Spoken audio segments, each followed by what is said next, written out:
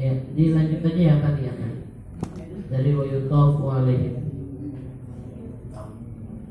Wa yutufu alaihim. 19. Iya Pak. Ya. Wa yatufu alaihim wildan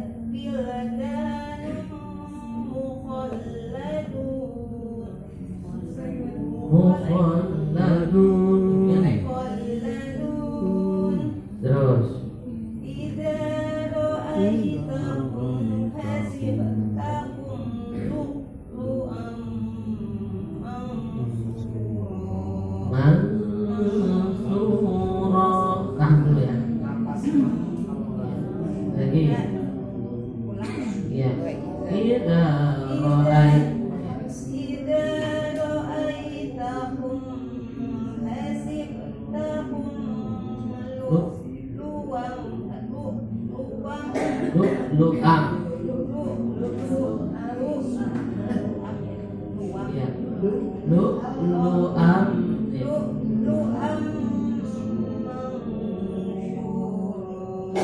Iya, nah. Bu. Wa idza ra'aita.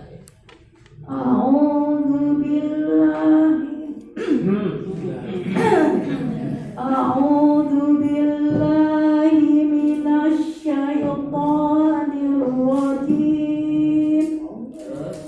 Bismillahirrahmanirrahim. Wa idza ra'aita thamma ra'aita na'iman wa mulkan kabira. Wa idza ra'aita thamma ra'aita. Wa idza ra'aita thamma ra'aita na'iman wa mulkan kabira. Ra'aita sama samanya ada. Ra'aita na'iman Enggak, ra'aita sama. Ra'aita na'iman Ra'aita sama.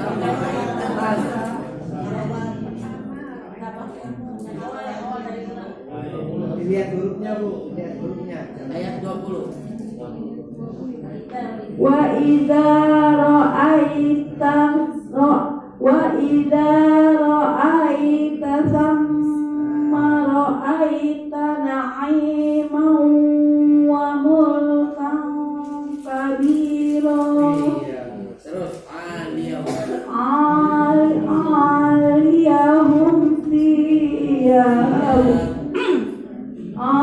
Aliyahum thiyabu sundusin khudrun wa istabraq.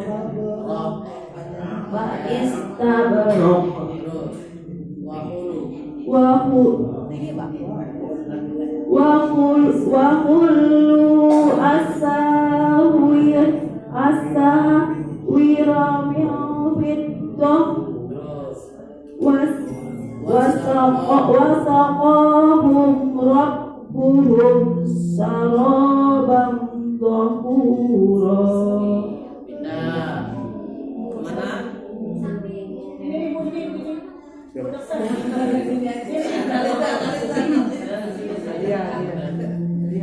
Ya.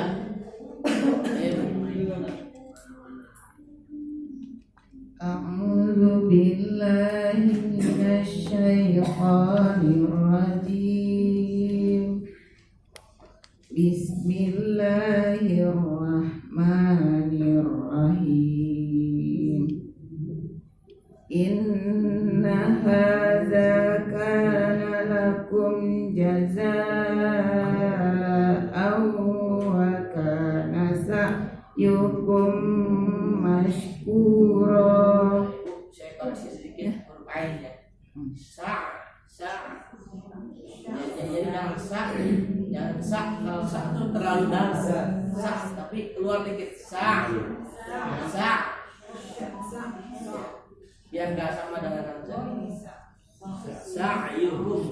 sa'yukum mashkura.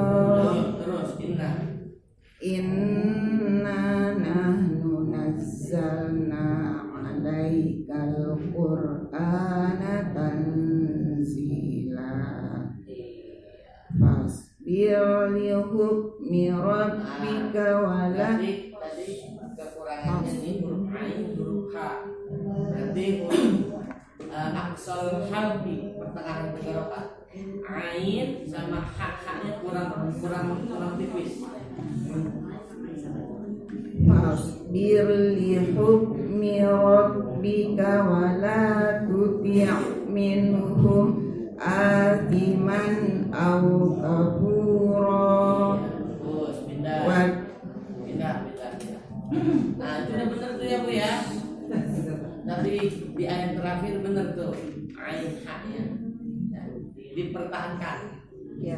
Dibawa ke rumah. Ya. Bu. Bismillahirrahmanirrahim. Wadkur isma rabbika bukratan wa asila. Wa minal laili fasjud lahu wa minal laili fasjud lahu wa sabbihhu lailan tawila. Wasabbihu harus jelas ya. Wasabbihu. Wasabbihhu lailan tawila. Lihat lagi. Inna haula'i yuhibbuna al-'ajilata wa yadhuruna wara'ahum yawman thaqila. Nah, Ibu, kekurangannya di mana coba? Banyak. Ya. Udah kalau baca udah lebih bagus ya, udah tadi udah bagus, cuma satu huruf yang tadi berulang kali salahnya. Huruf dal. Nah, wayadal. Jadi dal itu sifat huruf dal itu ketika diucapkan angin keluar. Al. Sama kayak huruf dal. Au. Ya, beda dengan huruf dal. Ad. Tertahan. Ya. Dia keluar anginnya karena kol-kolan doang. Ada. Iya, kalau dal kita pengalir al. Sama kayak huruf lang al au. Ya. Jadi itu tuh tadi cuma itu saja ayat yang masih agak kurang ya. Sisanya yang tadi udah bagus. Lanjut. Bismillahirrahmanirrahim. Nahnu khalaqnahum Nahnu khalaqnahum wa shaddadna asrahum. Dalnya kol-kolah ya. Lanjut. Wa idza syi'na Ibu, ulangi wa idza syi'na badalna amsalahum tabdila. Terus satu ayat lagi. Inna hadhihi tadhkirah. Inna hadhihi tadhkirah. Faman syaa'a ittakhadha ila rabbih sabila. Bisa huruf dalnya. Sering keliru Ustaz kalau udah ini suka jadi za gitu. Biasanya lupa lagi ya. Iya. Nah, itu pembiasaan doang. Artinya kita bisa sebetulnya nyebutin huruf dal. Tapi pas udah ini suka Nah, keliru. dibiasakan aja ya. Kebetulan lagi didapat ayatnya dalam mulut. Biasanya. Ya lanjut Ibu. Bismillahirrahmanirrahim. Inna hadhihi tazkirah. Tazkirah. Kalau sulit begini nih ya, huruf dal itu dal, huruf lo ya. Kemudian huruf apa lagi? Ya. Kita fokus ke huruf dal dan huruf dha ya. Cara mengucapkan yang ada di ujung lidah. Ujung lidah kan sini. Bertemu ujung gigi saya di atas. Gigi saya di mana? Gigi kelinci. Atas. Ya. Kita ambil ujungnya. Jadi lidahnya keluar sedikit, ya. Kena ujung lidah dengan ujung gigi saya di atas dan enggak ditekan. Jadi aku keluar. Ya. Ya. Ayo Bu, ulang ya Bu.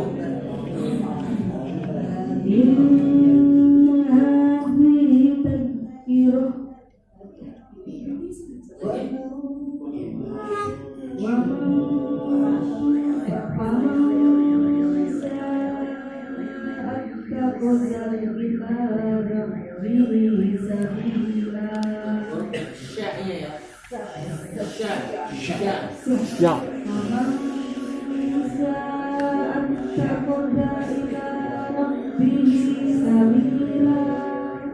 Baik lagi.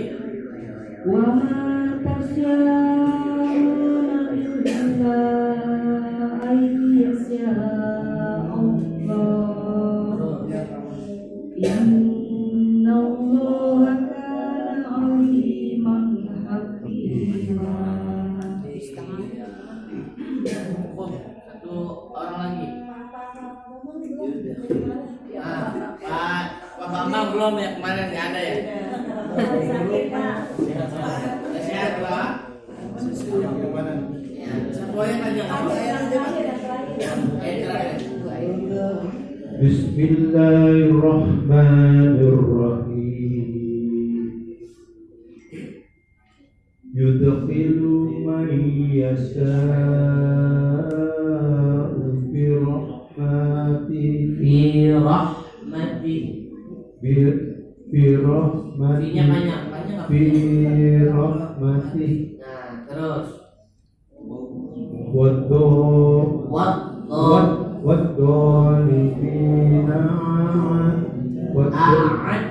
والظالمين أعد لهم عذابا أليما والظالمين أعد لهم والظالمين أعد لهم عذابا أليما. Coba perhatikan semuanya ke depan. Ya. Kenapa diambil cara membaca Al-Qur'annya ambil dari juz 29? Karena juz 29 itu yang banyak kalimat-kalimat yang jarang muncul di juz 1, juz 2, juz 3, juz 6. Ada beberapa yang muncul, tapi kebiasaan ini yang jarang. Maka para penghafal Al-Quran itu ya, kalau kita biasa menggunakan metode menghafalnya, maka ketika kita menghafal itu bukan dari juz 1, juz 30, juz 29, juz 28, baru juz 1. Ya. Kenapa? Karena 3 juz di akhir ini ya, kalau kita hafal dari awal, 3 juz ini yang sulit. Ya. Kalau kita kuliah di PTIQ pun yang tafsir terbatas itu pasti ngapalnya bukan dari juz 1 sampai juz 5. 5 juznya itu dari juz 30, juz 29 dan juz 28. Kemudian nanti ada lagi juz 21 sebagian, kemudian juz 22, 23 sebagian. Ya, jadi seperti itu. Ini metode. Kalau kita pengen lancar baca Quran, kita lancar baca Quran di juz 29, berarti insya Allah lancar di juz yang lain. Ya, dicoba. Ya. Karena setahu saya dan yang saya rasa ketika saya menghafal ini ataupun kita coba membaca ini, saya rasa kok nggak familiar ya. Ya, padahal kita dulu ya sering baca di juz awal gitu. Biasanya kan keluar lagi kalimat-kalimatnya. Nah, kok yang ini enggak nih? Gitu. Ya, jadi seperti itu. Ya, ini metode. Sekarang setelah surah tadi surah apa Mas? Fat duha. Ad-Duha. Ya, kita baca bareng-bareng ya. A'udzu billahi minasy syaithanir rajim. A'udzu billahi minasy syaithanir rajim. Bismillahirrahmanirrahim. Bismillahirrahmanirrahim. Wadduha Wadduha wal-laili idza saja. wal-laili idza saja. Ma wadda'aka rabbuka wa ma qala. Ma wadda'aka rabbuka wa ma qala. Kita bagi tiga terusnya. Naik, datar, turunnya. Walal akhiratu khairun laka minal ula. Walal akhiratu khairul laka minal ula. Walasawfa yu'tika rabbuka fatarda. Walasawfa yu'tika rabbuka fatarda. Alam yajidaka yatiman fa'awa. Alam yajidka yatiman fa'awa. Wa wajadaka dhallan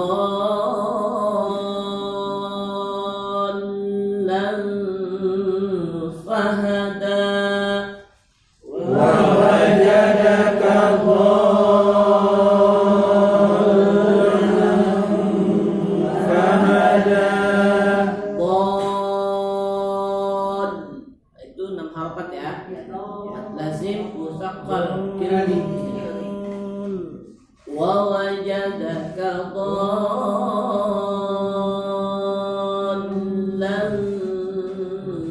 fahada. Wa wajadaka dhallan fahada. Wa wajadaka 'ailan fa'aghna. Wa wajadaka 'ailan fa'aghna. Fa'ammal yatima fala taqhar. Fa'ammal yatima fala taqhar. Wa ammas sa'ila fala tanhar. Wa ammas sa'ila fala tanhar. Wa amma bi ni'mati rabbika fahaddith. Wa amma bi ni'mati rabbika fahaddits. Ya. Ini surah Al-Duha. Ya, surah Al-Duha. Nah, berarti kita hafalan surah apa? Ad-Duha. Ada Al-Insyirah. Syirah ya. Sudah. Intihab. Ya Pak. Nah, ingat nih, dengerin. Hmm. Sebetulnya hafal itu nggak wajib. Yang wajib itu kalau udah hafal dijaga. Ya. Ya. Bagaimana cara menjaganya? Kita gunakan di Murojaat. dalam Sholat. Ya. Iya. Yang untuk menjaga yang di juz 29 itu loh yang susah. Ya, memang susah. Banyak banget masalahnya. Kita harus keluarkan waktu. Kalau kita udah punya hafalan, ya berarti kita udah punya amanahnya harus dijaga. Jadi kita mau nggak mau harus meluangkan waktu. Kalau bisa kita jaga mungkin sampai akhir hayat kita, pahalanya luar biasa. Ya. Hah? Apalagi nggak bisa banyak, kalau banyak nanti jangan Itu saya katakan betul. Ya. Tapi kalau kita banyak, kan kita kalau harus membandingkan harus adil ya. Kalau kita punya hafalan banyak, ngejaganya susah ya. Kalau kita hafalannya dikit, ngejaganya gampang. Justru karena yang gampang itu biasanya kita tinggal, ya kan? Iya. Justru karena susah, kita ada usaha untuk menjaganya. Seperti itu. Karena pada dasarnya kehilangan yang banyak lebih berat daripada kehilangan yang sedikit. Begitu. Saya nanya sama istri saya kan hafiz Quran, saya bilang begini, saya kan nggak hafal semua. Ya. Mungkin di awal juz awal 5 juz, juz akhir 5 juz, 10 paling. Waalaikumsalam. Ya, jadi nggak Saya dulu. tapi istri saya hafal 1 tahun. Beliau menghafal yang dipotong haid, ya masa haid, jadi beliau hafal 1 tahun. Tapi yang dia butuhkan yang lama itu apa? Naklir. Naklir berapa tahun? 30 tahun. Apa tuh naklir? Naklir itu mengulang hafalan, menjaga hafalan itu naklir dengan cara naklir.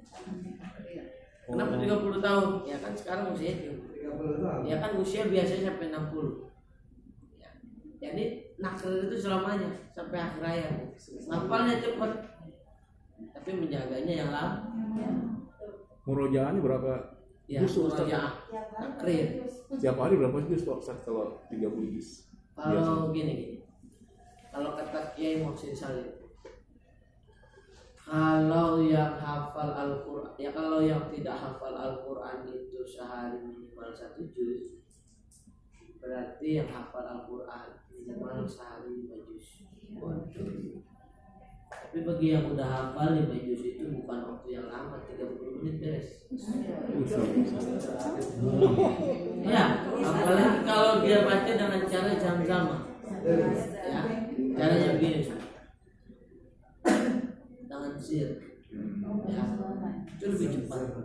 Ya, 30 juz. Maka jangan heran kalau orang hafal Al-Quran lagi ngobrol sama kita mulutnya kayak gini. Itu lagi naklir ya. Ya, tapi sedang itu luar biasanya seperti itu. Pahalanya gede nggak? Bukan gede lagi. Bisa narik orang yang masuk neraka 7 orang untuk masuk ke dalam iya. Maka memang orang yang hafal Quran pahalanya gede, tapi kalau dia nggak bisa menjaganya, ya maka laknatnya gede juga. Ya maka tadi kan kalau kita membandingkan, komparasinya harus jelas, harus sesuai. Seperti itu. Ustaz, kalau ngapalin Al-Quran tuh surah itu kesulitan gimana Ustaz ya? Surah. Ada tipsnya Ustaz gimana biar gampang? Metodenya atau Kita harus begini. Di dalam kita menghafal Al-Quran, ya, yang dihitung bukan hafalan. Yang dihitung bukan Menghafalnya. yang dihitung apanya?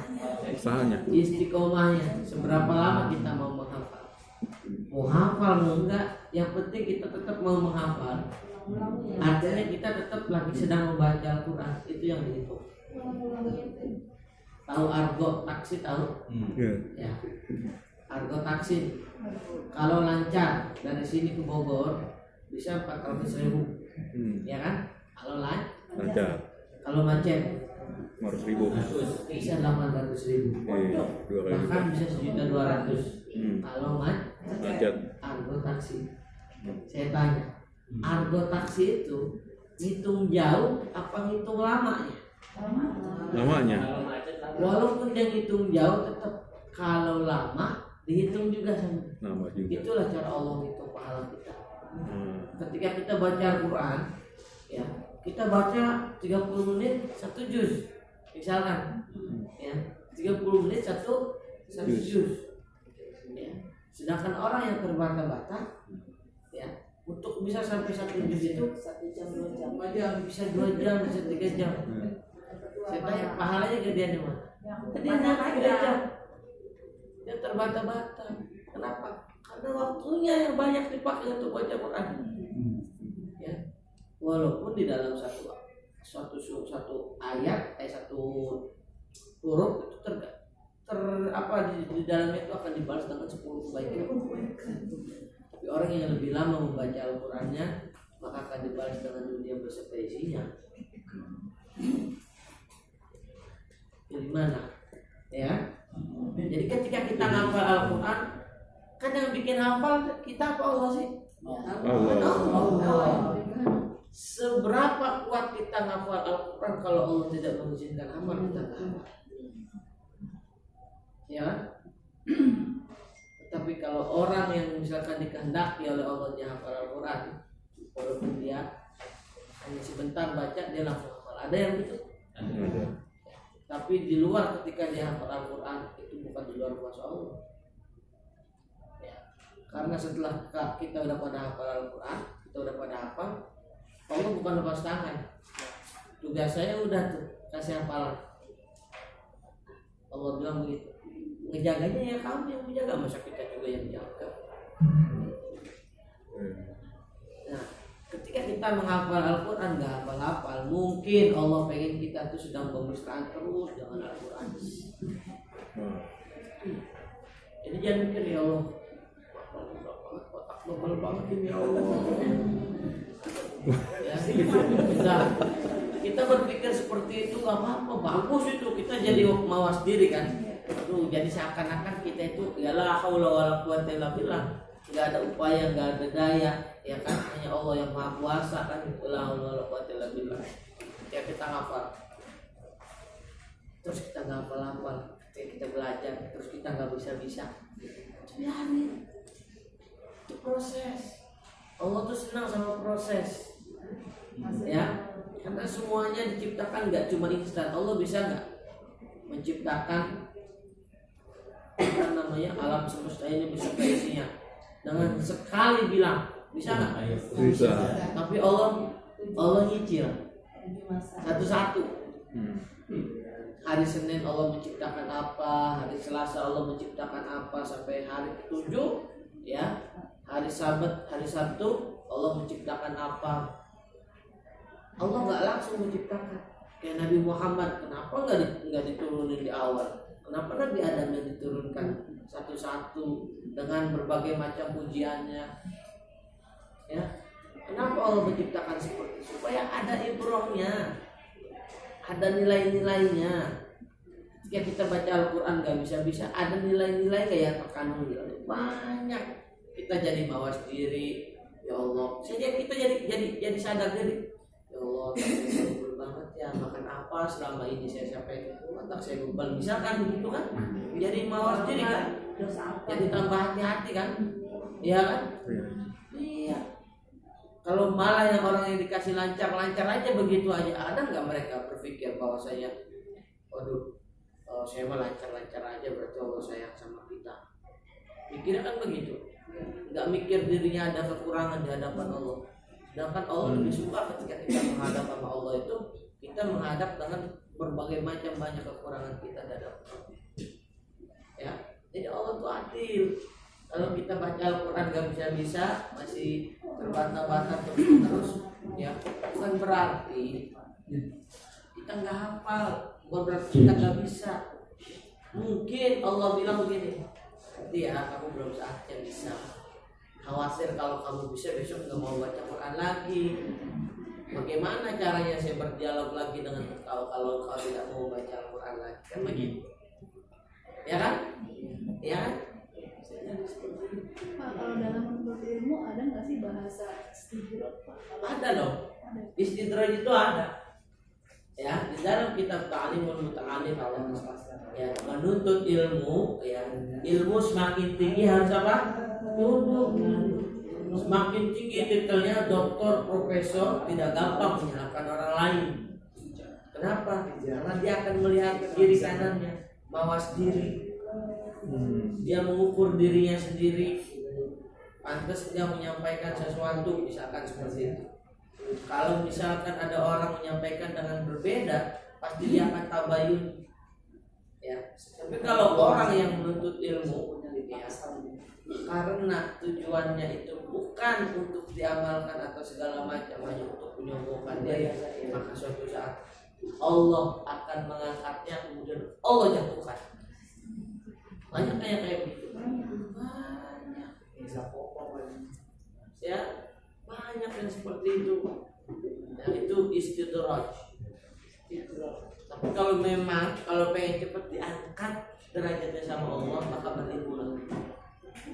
Tapi ketika kita berilmu, kita harus mawas diri. Kalau kita nggak mawas diri, maka nanti akan datang itu istidraj. Cepat dan jatuh.